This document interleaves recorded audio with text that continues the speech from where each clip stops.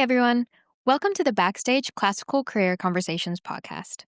I'm your host, Katrina Stroud, and I'm a classical violinist who started playing at the age of 3.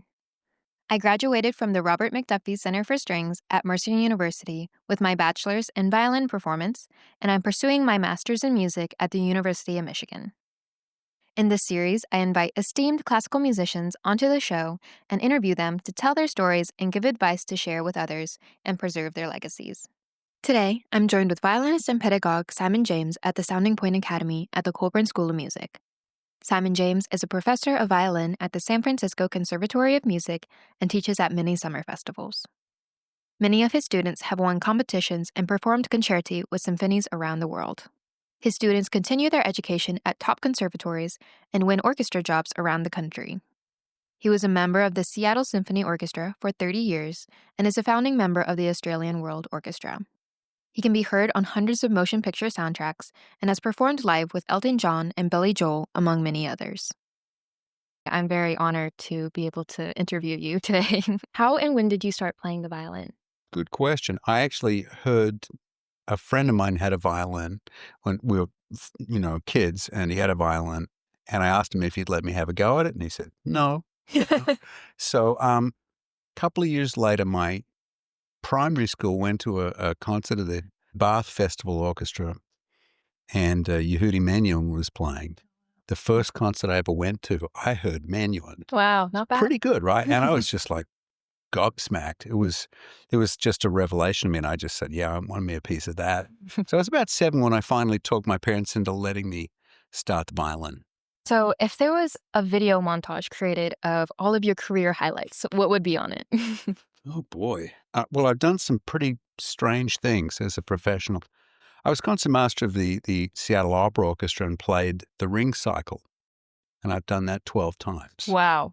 Wow. And that's definitely a highlight, as much as I feel like I've been through the ringer, if you'll pardon that. I love doing that. I was in the orchestra for 35 years before I went to San Francisco. But I don't miss the symphony as much as I miss actually playing opera. So that was a big deal for me. Career highlights.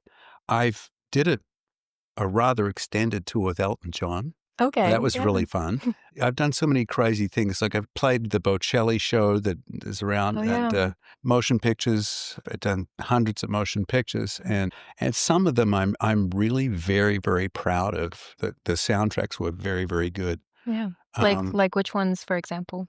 Well, there's a movie called The Gift, which I think is absolutely stunning. Chris Young was the composer on that. Okay, yeah. Oh, one of my highlights is I got to play a movie called Chinese Coffee, which is a very, probably an unknown movie of sorts, but Elmer Bernstein was the composer. He wrote dum dum da dum dum da da da da da. Yeah.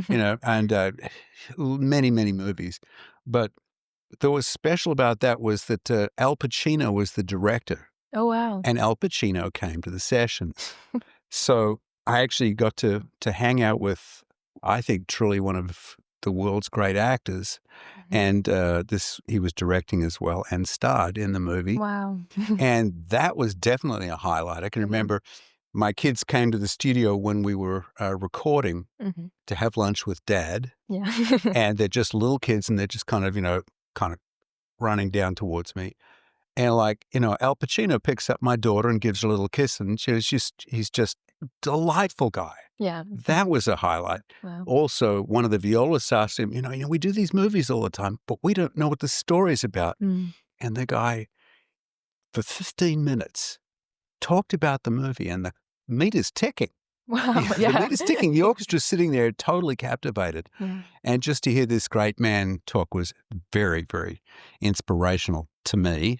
Another career highlight is actually 2 highlights. Both of my kids playing concertos with the Seattle Symphony, and I got to play with them. Oh, that was great. Yeah, I'm sure.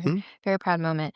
So how did you get into recording film and video game music, and what was the most fun or memorable to record, other than you did mention that one? Well, it's funny because every symphony orchestra in America relies on fundraising, and every symphony orchestra has collective bargaining. Okay. So the problem with collective bargaining is you've got management are always saying, we need more money before we can pay you more. Okay. So I decided that I wanted to be part of the solution rather than part of the problem, and started working for the annual gifts committee at the Seattle Symphony. And I would make cold calls Okay. to people and talk to them about the symphony and encourage them to donate money. Wow. That's an education. You get, auditions, you think you get rejected with auditions. You do cold calls asking for people's money, and you really understand what rejection is all about. But that said, I made so many friends from people that were already contributing to the orchestra, and they gave more. And that was a Wow. huge thing. In the 2 or 3 years that I was actually doing that, I actually raised a lot of money and actually found a donor to actually endow the concertmaster's chair, and Wow. that costs a lot of money. Yeah. So I actually got pretty good at it. So that led to actually hiring musicians in the orchestra to play at various fundraising events. And talk about collective bargaining as being a great opportunity for me. We were looking at square to strike because the management and the players were not actually talking very well together. And we had just left the AFFM. Oh, okay. So Seattle Symphony is not a member of the union. We started our own collective bargaining organization, and that's a whole topic right there. But as a result of it, the management came to me and said, well, you've been making all these quartets and putting these ensembles together for events. Could you hire an entire orchestra? Because we have signed a contract with Landmark Entertainment, and we don't think we're going to have an orchestra. Oh. We think we're going to have a strike. So do it away from the orchestra, away from the collective bargaining organization. And they said, can you do that? I said, sure. Wow. Didn't know what I was getting myself in for, but, I figured if I could hire a quartet, I could probably hire an orchestra, and there it was. So one thing led to another, and the conductor of those sessions eventually started calling me to do other things, and it just went from there. Wow. So Lord of Illusions was actually the first motion picture that I did, and it was starring Scott Bakula, who's on the New Orleans NCIS still now. Oh, wow. So I won't forget that. Yeah.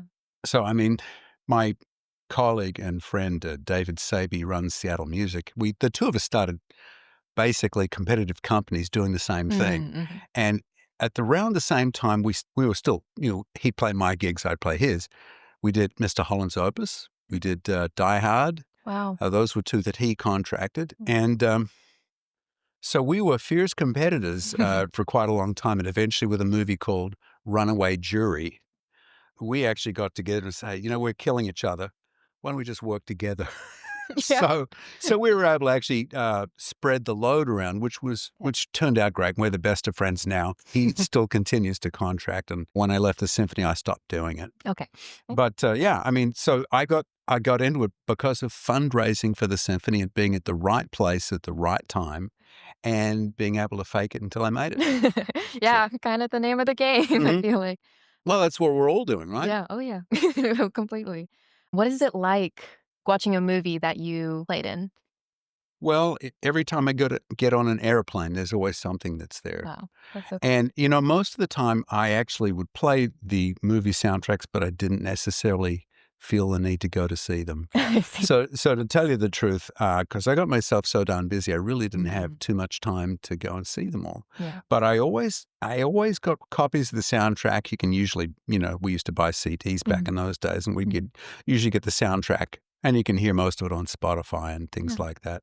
So, it's a kick, I'm not going to lie, especially there's a movie that I did. It was a Stephen King movie, and he came to the sessions. Oh, wow. Stephen King, called Thinner.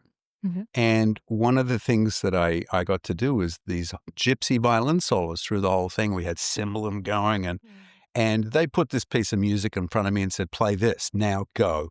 And that's how you do it. You have maybe one or two shots at it, and that's it. Next cue. That's so cool. And so how did you find your way into the Seattle Symphony? And was it your first edition, or were there others before that? I'm an Australian citizen. Yes. So I wasn't necessarily going to be able to stay in the States after I finished college. Mm. So my wife and I got married in February the 9th, just had our 40th anniversary. Oh, congratulations. Thank you. And we decided to move back to Australia when we first got married, because I was able to work in the Melbourne Symphony. So the first gig that I went for, I got. Okay, wow. Which is really nice. I got the Melbourne Symphony just literally a couple of months after getting out of school. And we were there for only 2 years, because back in those days, the concertmaster of the Melbourne Symphony quit. Mm. And the audition was announced, and I put in my resume and applied for the job. And the personnel manager said to me, "It's okay, we're not going to listen to you, though, because you're too young." Oh, wow. And these days, that would be a lawsuit right there. Yeah. And there's age discrimination at both ends of the spectrum. Mm. And there certainly was then for young people. And so I didn't get to do that. So the day I was offered tenure was just around then. I said, I quit. Wow. And it was literally the day I got tenure, I said, I quit because of that situation. And the next audition I took, I got that to principal second in the Royal Liverpool Philharmonic. Okay. Yeah. Okay, so we moved to England, and I couldn't get a work permit. So I'm left high and dry. Wow. In England, we were staying in London, actually, rather than Liverpool, with a friend. And we eventually decided to come back to the States and take our chances. So I figure I've got 2 out of 2. That's not a bad percentage. And so I thought, okay, we went back to St. Louis, where my wife's family's from. Mm. And I started preparing for auditions. And I discovered that 2 out of 2 is lovely, but it's not so easy to get a job. Yep. So I auditioned for the Indianapolis Symphony, and I didn't get through the first round. Wow. And that was a little depressing. Yeah. I thought to myself, I got to do two title jobs, Mhm. and I can't get through the first round. Must have had a bad day. Okay, so next one I got to Montreal, and I advanced once, and then got clipped at that point. This isn't very good. So I auditioned next for associate in Dallas. Mhm. And I was runner-up for that job. That was not a good day. I was thinking, I'm never So going to close, get it. yeah. Next audition I took was Seattle. Okay. Got it, took it. Yeah. And it turned out to be great. Seattle's an amazing town. It's very pretty. And the orchestra, although it wasn't great when I got there in time, if you listen to it now, Seattle Symphony is a first-class orchestra, Mhm. one of the very best halls in America.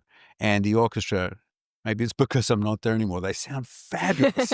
They really do. They sound amazing. Yeah. But that's how I got there. Wow, yeah. And do you have any stories you'd like to share from your time there for 30 years? Well, I wonder. I mean, there are a couple of things that spring to mind. We're always concerned about intonation Mhm. by ourselves. But in the orchestra, we were playing a Beethoven symphony one day, and Hans Vonk, who was at the time music director of St. Louis, was our guest conductor. And he said, ladies and gentlemen of the wind section, I'm really not especially happy with the pitch in this little area. Mhm. During the break, would you guys just attend to business and take care of it? Mhm. And the principal flute started to suggest to his colleagues, with everyone listening, that we should do this and this, this, and this, and blah, blah, blah, basically lecturing everybody on what was wrong with their playing. Yeah. One of the violin players looked over him and he said, "You're flat." And he was correct. And yet it was still very inappropriate. Yeah. And there was almost a fist fight. Oh, wow. I've never seen anything quite like it. But what was interesting was after it all kind of settled down, Vonk said to the orchestra, "Ladies and gentlemen, if I have learned one thing in my career is that wind players and string players should never talk about intonation together." He's not wrong. Yeah. Well, I mean, there are so many things. The opening of Benaroya Hall was significant. Jessie Norman sang with us. Oh, She sang some Wagner, and that truly was incredibly memorable. She is one of my favorite singers of all time. So, I mean, there are many memorable things. We've played with some great conductors there. Sir Neville Mariner was very, very terrific when he came, and a whole bunch of really great conductors. My colleagues, I miss them actually. I miss my Mm. colleagues. But we had a music director that was specializing in American music for many years. So we recorded all the Howard Hanson symphonies. We recorded all the David Diamond symphonies. We recorded all the Walter Piston symphonies. Wow. We did all of the William Schumann symphonies. We did Griffith's tone poems with et cetera, et cetera, et cetera, et cetera. So we did so much American music. And then the next conductor came along was Ludovic Morlot, wonderful French conductor. So we started playing all the Ravel and all the complete orchestral works of Duthieux. Mhm. And eventually, you know, we did every unknown piece of French music known to mankind. And it's wonderful, but, you know, it takes its toll when you're actually doing so many Mhm. new pieces and you get in a kind of rhythm with one and then somebody else comes along. Well, he left and then Thomas Dausgaard came and we did all the Nielsen symphonies and all the Sibelius. So, I mean, that's, I feel like we recorded a lot of things over the years. And that's, you know, I'm quite proud of that. The orchestra really has a massive, massive recording catalog. And Yeah. you know, I really think they're good. Yeah. They're really good. Yeah, Mhm. that's very impressive. Think talking about recordings, how is recording in a symphony different than recording in a studio for film, video game Mhm. music? Well, you know, ideally, when you're recording works with a symphony, it'll probably be repertoire that you've played in subscription concert. Maybe Mm. you've taken it on a tour, and after you've done that, you sit down in the recordings. You probably record the concerts if it's going to be some kind of live thing, and you put them all together. Mhm. They'll often be patch sessions, or you'd have dedicated sessions Mm. just for doing that specific repertoire away from concerts. Mm. We never played the William Schumann symphonies for the public. We just did that for microphones. I'd say the biggest difference is that when you record a motion picture, if you can record 5 minutes of music in an hour, you're going at the speed of sound. Wow. You don't get a lot done. Mm. And yet we did Daphnis and Chloe of Ravel in 2 3-hour sessions. The whole, both Wow. suites, everything was done. Wow.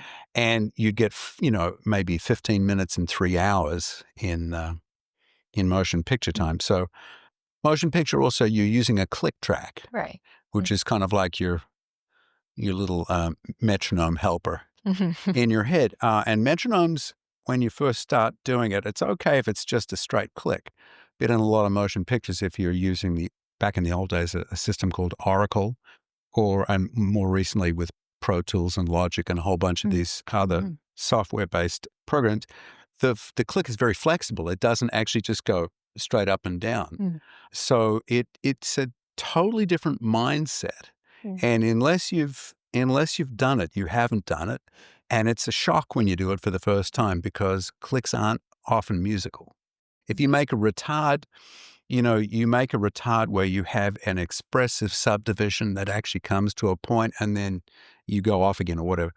The click track, on the other hand, is always linked to the scenery Mm. in the movie. So you have a whole different set of criteria for making a retard, and sometimes it doesn't feel natural. When you hear the finished product, it sounds great, but when you're doing it, it feels incredibly uncomfortable until you're used to it. I see. Would you say that learning that skill, playing with a click track and playing all these different types, like genre of music, really improved your own playing? You just realize one of the things about motion picture music is there's no practicing.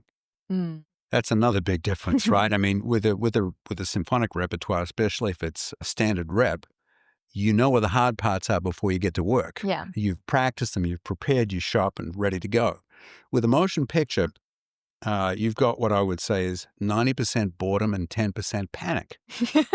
So a lot of the time you might just have, like we did a movie called Brokeback Mountain, Mhm. which won an Academy Award actually for Best Soundtrack, which that's nice. But it's basically a whole bunch of long notes with a little guitar solo over the top. That's pretty much it.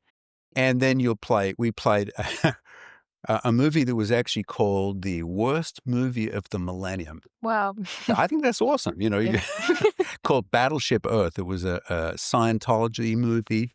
starring John Travolta. Oh, okay. And it was really a bad movie, but Elias Mirel was the composer, and the score to that movie is fabulous. So, you can have a lousy movie with a great soundtrack, and you can have a great movie with a lousy soundtrack. Yeah. But it was difficult. I mean, this music was really hard. So you never know what's going to happen until you get there. Right. There's a movie called Johnson Family Vacation, Mhm.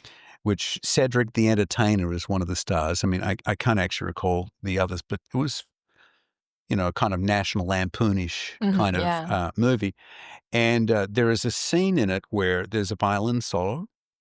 It's all me, and I got to do it twice. And it was the first cue of the day. And as the contractor of the orchestra, I would often sit at the door checking people off to make sure that they're there. Mhm. Because if somebody's not sitting in that chair, whose problem is it? My problem. I was paranoid. I would call every musician the night before every single recording session Wow. to make sure that there was no question what studio it was, what time it was, and what their commitment was. Mhm. I felt I owed my colleagues that, because if there was a problem, no one wants to be that problem. Yeah. So I would show up, and then I was ticking people off, and then tune the orchestra, and then first cue up, 3M7.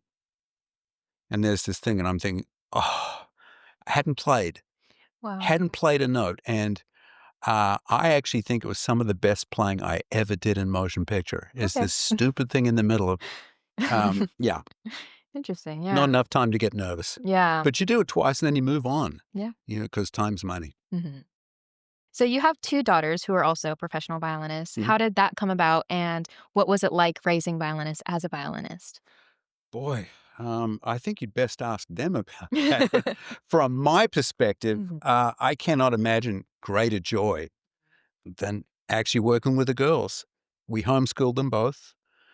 And, they just saw Dad doing it. So I figured if Dad can do it, anybody can, right? So the two girls were completely different, different styles of learning, different styles of playing, and both incredibly good players. Felicity's associate concertmaster of the Cincinnati Symphony, and Bronwyn is freelancing. She's working all over the place in Seattle and all over the place in San Francisco. Mhm. So I get to see her in both places, Yeah, that's which great. is awesome. Mm. I think they probably had a rougher time of it than I did, because they'd play competitions and they'd win, and people say, "Oh, he only won." They only won because they're Simon's kid, or the exact opposite. Hmm. So they got it from both directions. So I'm I'm glad they still like me. But it was a mixed bag. I loved working with them. They were just a real joy. And when they went off to college, it was like broke my heart. Mm. It was every parent that has their kid go off to college is like, oh my goodness. Yeah. And of course we'd homeschooled them, Mm. so we were used to having them around all the time. And then they're gone. It's like I'd cut off my leg. It was crazy. Mm. But we'd go on tours. We'd take the kids. So they actually also would go on trips as homeschoolers.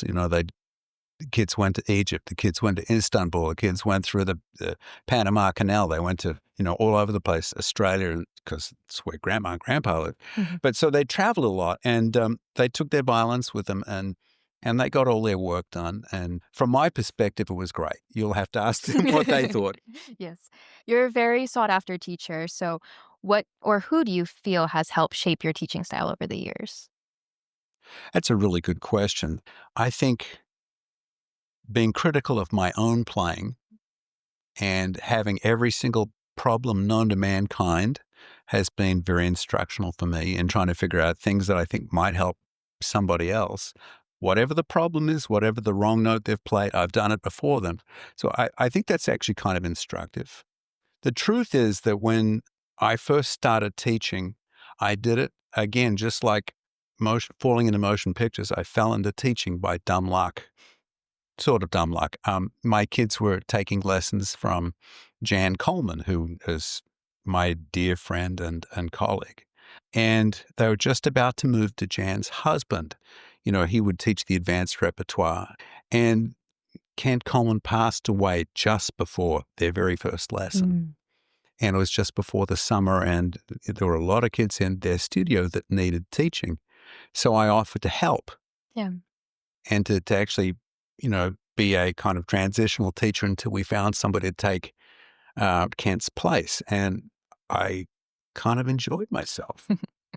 And, well, one thing led to another, and I asked Jan, would you mind if I did? And that's it, pretty much. That's how I got into teaching. But my teaching influences, my colleagues, I steal from every single. When it's a good idea and it wasn't mine, it's now mine. So when I see things that are effective, I try and use them. I've stolen many things, where here we are at Sounding Point Academy right now. I've been stealing stuff from Danielle Boleyn and Robert Lipset and Fabiola Kim and Eugene Watanabe, all of these wonderful colleagues of mine. I steal their stuff all the time. And Kathy Winkler, who's here, we're just new friends. And, some of the stuff I've heard her doing with the kids, stealing that too. Yeah. My first real helper outside my Seattle circles was a guy called Brian Lewis, who runs the Delay Symposium at Juilliard. Brian actually invited me to teach at his music festival in Kansas, which I did for years. And I'm incredibly indebted to Brian Lewis because he gave me my first shot. I'm indebted to Richard Aaron, the cellist. Richard actually made a couple of comments once we've been friends for many years. He said to me, if you're going to take a college job, you're going to have to get it before you turn 60, or it becomes really very, very difficult to try and break in at that point. And I kind of hatched a plan over about a 10-year period to find my way out of the symphony and into teaching. Okay. And several reasons. At a certain point, playing has a shelf life. You get older and things don't work the same as they did when you're young. When I was a younger guy, I could just pull the violin out of the case, go off I go. It's not so easy. It's not so easy when you get a little older. And so I'm indebted to all the people who have offered me advice that have really been helpful. And life's good. I've fallen butter side up most of my career, and I consider myself the luckiest guy alive. Yeah, that's amazing. And I love seeing other teachers inspiring teachers. So you were a founding member of the Australian Orchestra, World Orchestra. How did that begin, and what was it like starting it? Well, being a founding member of that orchestra I'm very proud of it. We're just about to do our concert series in Australia, Mahler 4 and Mahler 5, coming up, and Alexander Brigger is going to be conducting. He is a family member of Sir Charles Mackerras. Sir Charles Mackerras is one of the finest conductors I ever played with. As a young man, I did Valkyrie with him on a live broadcast, televised concert. I will never forget that. But Alex had the genius idea of actually seeing if we could do something like Saito Kinen, the Japanese equivalent, really, the Japanese World Orchestra, if you will. And somehow it was literally, I know a great violinist from here. Do you know somebody, blah, blah, blah, blah. That's how it kind of happened. It was, so there aren't really a lot of Australians in the United States in professional orchestras, but there are some. And Mike Mulcahy in the Chicago Symphony, trombone player, for instance, and Andrew Bain in the Los Angeles Philharmonic, great principal horn player of LA Philharmonic, and some others. That we all get together, principal bass, the Berlin Phil, and principal viola, the Vienna Philharmonic, and these Australians, we're everywhere. We're absolutely everywhere. And it is one heck of a good orchestra. I'm sure. It's funny, it's like Simone Young referred to the Australian World Orchestra as the Australian Youth Orchestra with wrinkles. And that's kind of stuck, and I really think that's quite brilliant. But the orchestra, nobody wants to screw up. Yeah. Nobody. And the quality of the performances are simply outstanding. So I just basically got a call one day, and that was it. And I'm like, yeah, sign me up. So I would get to go home to Australia and see see all my friends that know where my skeletons are buried, and hang out with these incredible musicians. We've played with some of the world's best conductors. We played with Sir Simon Rattle and Riccardo Muti and Zubin Mehta. We're just about to do a tour with Zubin Mehta to India in December, which I can't wait for. I mean, he's rock star there. And so that's very exciting. And yeah, I always look forward to doing that because I get to see my mum, and Australia's a wonderful place. Yes. Yeah. So I just want to close. I always close with this one question. What's one piece of advice you would give to aspiring professional musicians? When you say yes, that's what it means. I don't know if I could leave it at just one thing. Be kind, be prepared, put out. I think be grateful for what you've got, because being a professional musician there's no guarantees in life.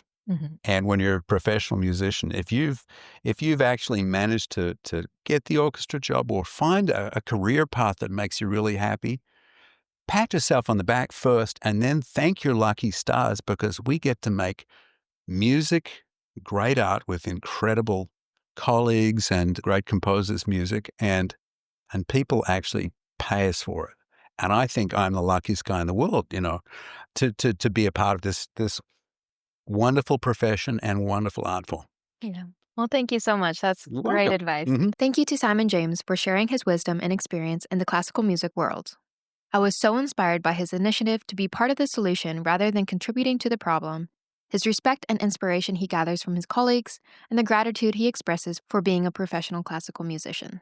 Thank you so much for joining me on Backstage Classical Career Conversations, and be sure to subscribe to the show and rate us on the platform you're using. To donate to the show to help us keep creating content, click on the support link in the description. I'm Katrina Stroud, and it was great to see you here. Until next time, stay inspired and listen to the stories of others.